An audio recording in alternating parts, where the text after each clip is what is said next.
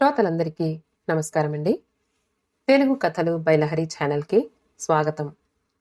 ప్రతి వ్యక్తి జీవితంలో ఎప్పుడో ఒకప్పుడు తన బాధ్యత గుర్తిస్తాడు. అలా గుర్తించనివాడు అసలు మనిషే కాదు. రామ్మూర్తిది మాది పక్క ఇళ్ళు.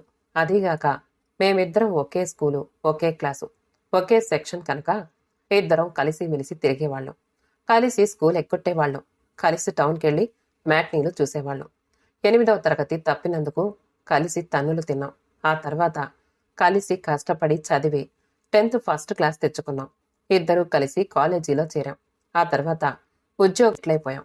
చిన్నప్పటి నుండి కలిసి మెలిసి తిరగడం వల్ల ఏమో కాని చాలా విషయాల్లో మా ఇద్దరి అభిప్రాయాలు ఒక్కటే. అయితే రామ్మూర్తి నాకంటే ఒక్క విషయంలో గొప్పవాడు. రామ్మూర్తికి మితిమీరిన పరోపకార బుద్ధి ఉంది. నాలో అది లేదు. అలాగని నేనేమంత స్వార్థపరుణ్ణి కాను. కాకుంటే రామ్మూర్తికి ఉన్నంత పరోపకార బుద్ధి నాలో లేదు. అయితే రామ్మూర్తి కంటే నేనొక్క విషయంలో గొప్పవాణ్ణి. వాడికి పరోపకారం తప్ప తన సంసారాన్ని గురించి ఏమీ పట్టదు. కాని నేను మాత్రం అలా కాదు. సాధ్యమైనంత వరకు నా సంసార బాధ్యతలని నేను నిర్వహిస్తున్నాను. నిజానికి ఇందులో గొప్పతనం ఏమీ లేదు. ఒక భార్యకు భర్తగా, పిల్లలకు తండ్రిగా ఆ మాత్రం సంసార బాధ్యతల్ని నిర్వర్తించడం మగవాడి కనీస ధర్మం. ఈ బాధ్యతని రామ్మూర్తి విస్మరిస్తున్నాడు. అందుచేత రామ్మూర్తితో పోలిస్తే ఈ విషయంలో నేను రామ్మూర్తి కంటే గొప్పవాణ్ణి. ఎదుటి వారికి ఉపకారం చెయ్యాలి అనే తపనలో రామ్మూర్తి తన సంసారాన్ని గురించి పట్టించుకోకపోవడం నాకు బాధ కలిగించే విషయం. ఎందుకంటే చిన్నప్పటి నుంచి రామ్మూర్తిని ఎరుగుదును కనుక. మా ఇంటికి పెద్దవాడిగా మా పెదనాన్న కూతురు సుమిత్రను రామ్మూర్తికి కట్టబెట్టి మా స్నేహాన్ని బంధుత్వంగా మార్చుకున్నాను. అయినా బంధుత్వం కంటే స్నేహం గొప్పదని నమ్మేవాళ్లం కనుక మేమిద్దరం స్నేహితులుగానే మిగిలిపోయాం.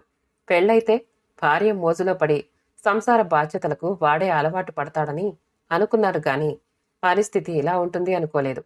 అనవసరంగా సుమిత్ర గొంతు కోశానేమోనని ఇప్పుడు అనిపిస్తోంది. ఆ ఆలోచనతోనే నాలో అంతరంగ మదనం ఆరంభమైంది కూడా. ఏ స్త్రీ అయినా కోరుకునేది చక్కని సంసారాన్ని, దాన్ని నడపగల యోగ్యుడైన భర్తని. రామ్మూర్తి మనిషిగా యోగ్యుడే, అందులో ఏమీ సందేహం లేదు. కానీ ఏమైనా అడిగితే టైం లేదు అనేవాడు. వాడి తరపు నుంచి చూస్తే వాడు చెప్పింది నిజమేననిపిస్తుంది. ఉదయం 6 గంటలకి లేవడంతో వాడి దినచర్య ప్రారంభమవుతుంది. 7వ గంటకల్లా స్నానం చేసి క్యారియర్ పట్టుకుని ఆఫీస్కి వెళ్ళిపోతాడు. వాడు ఇవాళ చేయవలసిన ఉపకారాలు నిన్ననే ఒప్పుకుని ఇంటికొస్తాడని సుమిత్ర నా దగ్గర వాపోతూ ఉంటుంది. ఆ తర్వాత మళ్లీ రాత్రి ఎప్పుడో 10 గంటలకు రొప్పుతూ సైకిల్ తొక్కుకుంటూ వస్తాడు. మొదట్లో సుమిత్ర వాడి కోసం ఎదురు చూసేది.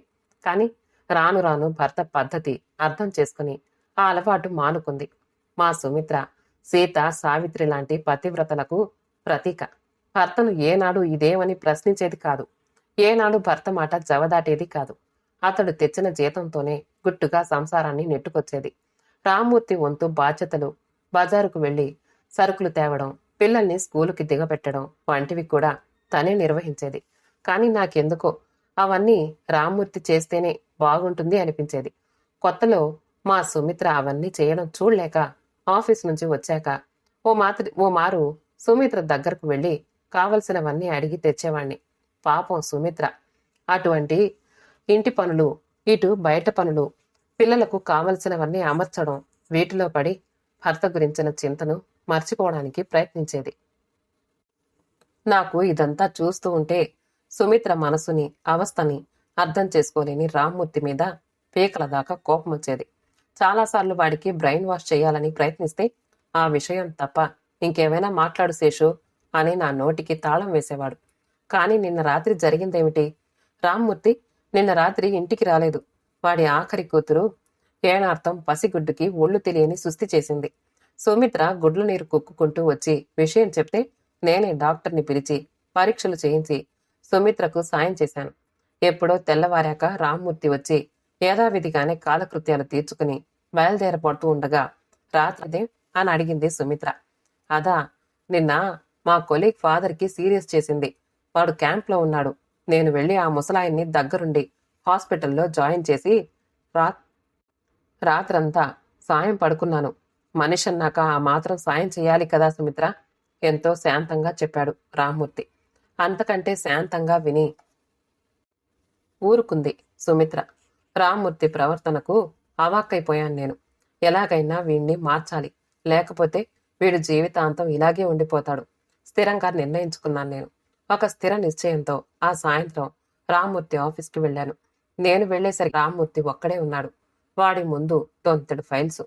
రామ్మూర్తి అన్న నా పిలుపుకి తలెత్తి చూసి, నువ్వా శేషు, రా కూర్చో అంటూ కుర్చీ చూపించి మళ్లీ ఫైల్లో తలదొచ్చారు. ఆఫీస్లో నువ్వొక్కడివే ఉన్నావేమిటి? 5 దాటిపోయిందిగా, అందరూ వెళ్ళిపోయారు. ఇదిగో ఈ పనైపోతే నేను కూడా ఇంటికి వెళ్దామనుకుంటున్నాను. రోజు 6 గంటకి ఇంటికి వెళ్లేవాడిలా చెప్పాడు. ఈ పని రేపు చేసుకోవచ్చు కదా. ఇంటి దగ్గర సుమిత్ర నీకోసం ఎదురు చూస్తూ ఉంటుంది. ఎందుకని ఆతృతగా అడిగాడు.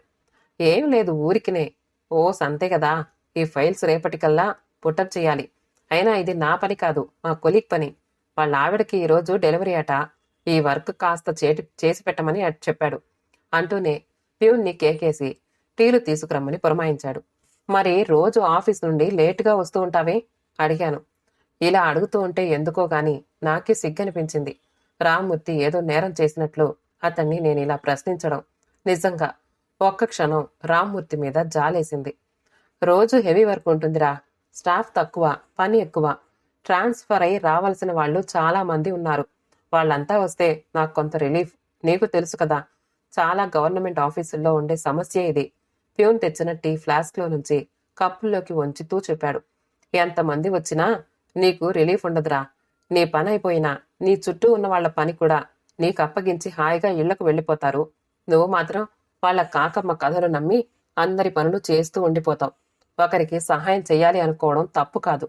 నీ సహాయాన్ని ఎదుటి వాళ్ళు గుర్తించగలిగినప్పుడే దానికి ఓ అర్థం, పరమార్థం ఉంటుంది. ఈ మాటలు నా గొంతు దాటి బయటికి రాలేదు. టీ కప్పు టేబుల్ మీద పెట్టి, ఇతరులకి సహాయపడే ముందు నీ గురించి కూడా కాస్త ఆలోచించరా మూర్తి. నా భార్యకి డెలివరీ అంటూ మీ కొలీగ్ వెళ్ళిపోయాడు. నీకు భార్య, పిల్లలు ఉన్నారు. వాళ్ళని గురించి ఒక్కసారి ఆలోచించు. నీ పిల్లలు పెద్దవాళ్ళవుతున్నారు. వాళ్ళని సక్రమంగా పెంచడానికి నీ భార్యకు నీ సహాయం కూడా కావాలి. కనుక నీ బాధ్యతను గుర్తించి మసలుకో. నువ్వు చేస్తున్నది తప్పు అని నేననను. కానీ నీకున్న సమయంలో కొంత భాగాన్ని నీ భార్యా పిల్లలకు కేటాయించు. మరి నేనొస్తాను అంటూ బయటికొచ్చేశాను. వాడితో ఎన్నో చెప్పాలని అనుకుంటాను. వాడిలో మార్పు తీసుకురావాలని ఎంతగానో అనుకుంటాను. కానీ వాడి ముఖం చూసి ఏమీ అనలేకపోతున్నాను. అది నా బలహీనత.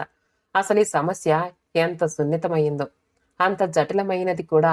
సుమిత్ర భర్తతో నోరు తెరిచి ఒక్క మాట చెప్తే వాడు మారవచ్చునేమో, కాని తను చెప్పదు. వాడితో కాస్త సూటిగా చెప్పమంటే నాకు గొంతు పెగలదు. వాడంతట వాడికి తట్టదు. కనుక ఇది ఇలా కొనసాగుతూ ఉంటుంది. సుమిత్రకు అన్యాయం చేశానేమోనన్న ఫీలింగ్ నన్ను దహించి వేస్తూ ఉంటుంది. ఎంత చిత్రం! చూసేవారికి ఇది ఒక సమస్యలా కనిపించదు, కానీ అనుభవించేవారికి తెలుస్తుంది. ఒక సంసారం అస్తవ్యస్తమవ్వడానికి మగవాడు వ్యసనపరుడే కానక్కర్లేదు. యోగ్యుడైనప్పటికీ బాధ్యతారహితంగా ప్రవర్తించేవాడైనా చాలు. ఇక ఆ భార్యకు మనస్తాపమే. ఇలా ఆలోచిస్తున్న కొద్దీ నా బుర్ర వేడెక్కిపోతోంది. నేను ఆలోచిస్తూ మా వీధి మొదలుకి వచ్చేసరికి రోజులాగే ఒక డాబా ఇంట్లో నుంచి ఏడుపులు, కేకలు వినిపించాయి. ఆ డాబా ఇంట్లో ఒక గదిలో భార్యాభర్త అద్దెకుంటున్నారు. ఆ భర్త రోజు తాగొచ్చి భార్యను విచక్షణారహితంగా హింసిస్తూ ఉంటాడు. ఇరుగు పొరుగు వారికి అదొక వినోదమే అయ్యింది. తరచి చూస్తే ఆ సంసారానికి, రామ్మూర్తి సంసారానికి పెద్ద తేడా ఏమీ కనిపించలేదు నాకు. నువ్వు చెప్పింది నిజమా? విస్మయంగా అడిగాను నేను. అవును నాన్నా, నిజం. రామ్మూర్తి మావయ్య ఏదో ప్యాకెట్ పట్టుకుని ఇంటికి వెళ్తూ ఉండగా చూశాను చెప్పాడు పెద్ద అబ్బాయి కిరణ్. అలాగా, అయితే నేను మావయ్య ఇంటికి వెళ్ళొస్తాను, అమ్మకి చెప్పు అని చెప్పి చెప్పులేసుకుని పక్కింట్లోకి దారి తీశాను. నాకు చాలా సంతోషంగా ఉంది. ఇన్నాళ్లుగా ఇంతమంది చెప్పినా మారని రామ్మూర్తి ఇవాల్టికి మారాడు. ఎలాగైతేనే తన బాధ్యతను గుర్తించాడు. ఎలా జరిగిందిది? సుమిత్ర చెప్పిందా? లేక నా మాటలు వాడి మీద ప్రభావం చూపెట్టాయా? నేను ఇంట్లోకి వెళ్లేసరికి, నాన్న, శేషు అంకుల్ వచ్చారు. హోంవర్క్ చేసుకుంటున్న రామ్మూర్తి రెండో కొడుకు కేకేశాడు. ఆ పసివాడి ముఖంలో ఇటీవలి కాలంలో నేనంత సంతోషాన్ని చూడలేదు. నవ్వుకుంటూ లోపలికి వెళ్ళాను. రామ్మూర్తి వంటింట్లో కూర్చున్నాడు. సుమిత్ర వేయిస్తున్న పకోడీలు రుచి చూస్తున్నాడు. వాడు ఏదో చెప్తూ ఉంటే సుమిత్ర ముసిముసిగా నవ్వుతోంది. ఆ దృశ్యం నాకెంత నచ్చిందంటే వాళ్ళ ఏకాంతాన్ని భంగపరచడం ఇష్టం లేక తిరిగి వెళ్ళిపోదామా అనుకున్నాను. కానీ అప్పటికే రామ్మూర్తి నన్ను చూడనే చూశాడు. గోడ కానుంచి ఉన్న పీట వాలుస్తూ, రారా శేషు, సుమిత్ర మీ అన్నయ్య వచ్చాడోయ్ అంటూ చెప్పాడు. నేను వెళ్ళి రామ్మూర్తి పక్కనే కూర్చున్నాను. ఏమిటో అన్నయ్యా, ఈ మధ్య మా ఇంట్లోకి రావడమే మానేశావు? పకోడీలు ప్లేట్లో పెట్టి నాకు అందిస్తూ అంది సుమిత్ర. సుమిత్ర కళ్ళల్లో ఆనందంతో కూడిన మెరుపుని నేను స్పష్టంగా గమనించాను. చాలాసేపు అక్కడే కూర్చుండిపోయాను. సుమిత్రను, రామ్మూర్తిని అలా చూస్తూ ఉంటే సంతోషం హృదయం ఉప్పొంగిపోయింది. అలా మార్కెట్కి వెళ్ళొద్దామా శేషు? బయలుదేరు బట్టలేసుకుంటూ అడిగాను. రామ్మూర్తి, పద, నాకు కూడా బజార్లో పనుంది. సంచి తీసుకుని బజారుకి బయలుదేరాం. సంభాషణ ఎలా ప్రారంభించాలా అని నేను ఆలోచిస్తూ ఉండగా రామ్మూర్తి అన్నాడు, నేను మారడం మీ అందరికీ ఆశ్చర్యంగా ఉంది కదూ? అవును, నేను ఇలా హఠాత్తుగా మారడానికి కొన్ని కారణాలున్నాయి. ముందుగా నీకొక విషయం చెప్పాలి. మన వీధి మొదట్లో ఒక డాబా ఇల్లుంది. అందులో అద్దెకుంటున్న భార్యాభర్తల సంగతి నీకు తెలుసు కదా? ఇదంతా ఎందుకు చెప్తున్నాడో నాకు అర్థం కాలేదు. వాళ్ళ సంగతి వీధిలో ఉన్న అందరికీ తెలుసు. రోజు భర్త తాగి భార్యను హింసిస్తూ ఉంటే ఆవిడ ఏడుస్తూ ఉండేది కదా. నిన్నొక విచిత్రం జరిగింది. ఎప్పట్లాగే నేను ఆలస్యంగా ఇంటికొస్తూ ఉంటే ఆ ఇంట్లో గొడవ జరుగుతోంది. అయితే రోజూ జరిగేదానికి నిన్న పూర్తిగా భిన్నం. ఆ భార్య నిన్న అతడి మీద తిరగబడింది. దానితో అతడు తోక ముడిచాడు. అప్పుడు నాకు అనిపించింది, అతడు తాగొచ్చి భార్యను హింసిస్తే ఆ ఇల్లాలు ఓర్చుకున్న నాళ్లు ఓర్చుకుని ఒక్కసారిగా తిరగబడింది. మరి నేను చేస్తున్నదేమిటి? నా ప్రవర్తనతో సుమిత్రను మానసికంగా హింసిస్తున్నాను కదూ. సుమిత్ర ఎంత ఓర్పు గలదైతే మాత్రం తన ఓర్పుకు కూడా అంతుంటుంది కదా. ఏదో ఒకనాడు సుమిత్ర కూడా అలానే తిరగబడితే మా సంసారం బజారున పడుతుంది. వాళ్ల సంసారంలాగే అందరికీ విపోతుంది. సరిగ్గా ఈ పాయింట్ నుంచే నా ఆలోచన ప్రారంభమయ్యింది. ఆలోచించే కొద్దీ నా జీవితంలో ఎంత ఆనందాన్ని కోల్పోయానో అర్థమవసాగింది. పెళ్లైన నాటి నుంచి ఈనాటి వరకు హాయిగా భార్యా పిల్లలతో గడపవలసిన సాయంత్రాలన్నీ ఎవరికోసమో వృధా చేశాను. ఈ విషయంలో నేను ఎందుకిలా ప్రవర్తించానో నాకే తెలియదు. నాలో మార్పుకి ఇదొక కారణం. ఇక ఇంకో కారణం చెప్తా విను.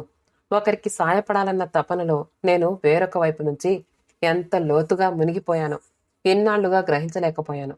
నేను మారిపోవాలని నిర్ణయించుకున్నాను. నాకొక కొలీగ్ అప్పగించిన పనిని మరొక కొలీగ్కి అప్పచెప్పి ఇవాళ తొందరగా ఇంటికి వచ్చేద్దాం అనుకున్నాను. కానీ అతడు, అయ్యో నాకు వీలు పడదండి, నేను తొందరగా ఇంటికి వెళ్ళాలి అన్నాడు. మా సెక్షన్ క్లర్కు తన పని నాకు అప్పగించపోతే నేను ఇవాళ అర్జెంటుగా ఇంటికి వెళ్ళాలని చెప్పాను.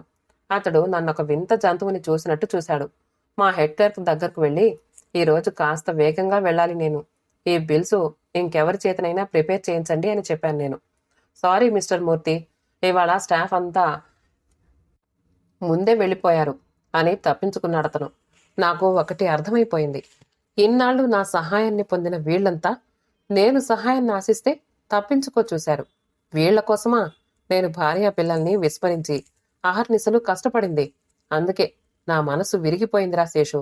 నువ్వు చెప్పినట్టు మనం చేసిన సహాయం ఇతరులు గుర్తించినప్పుడే దానికి సార్థకత ఏర్పడుతుంది. ఆ మాట అక్షరాలా నిజం. ఇన్నాళ్ళు ఈ సమస్యల నైజం, ఈ మనుషుల నైజం తెలుసుకోలేకపోయాను. ఇప్పటికీ నా చుట్టూ ఉన్న వారి సంగతి తెలిసింది, నా బాధ్యత తెలిసింది అని ఆవేశంగా చెప్తున్న రామ్మూర్తి భుజం మీద అనునయంగా చెయ్యి వేసి, కంట్రోల్ యువర్ సెల్ఫ్ చెప్పాను నేను. నాకు చాలా ఆనందంగా ఉన్నది. ఒకరికి ఇచ్చిన సలహా సత్ఫలితాన్ని ఇస్తే ఎంతో సంతోషంగా ఉంటుంది. లేకుంటే పశ్చాత్తాపం దహించేస్తుంది. ఆ తాగుబోతు భర్తకి ఎదురు తిరగమని అతడి భార్యకు సలహా ఇచ్చింది నేనే. ఆ తర్వాత ఆ డాబా ఇంట్లో ఎప్పుడూ గొడవ జరగలేదు, నేనిచ్చిన సలహా వల్ల. ఆమె కాపురం కుదుట పడింది. రామ్మూర్తిలో మార్పు వచ్చింది. సుమిత్ర సంసారం బాగుపడింది. నాలో అంతర్మథనం తగ్గింది. శుభం. కథ సమాప్తమండి. కథ నచ్చితే లైక్ చేయండి, షేర్ చేయండి, కామెంట్ చేయండి. మా ఛానల్ తెలుగు కథలు బై లహరిని సబ్స్క్రైబ్ చేసుకోండి. ఆల్ అనే బెల్ బటన్ని నొక్కండి. మళ్ళీ కలుద్దాం ఇంకో మంచి కథతో.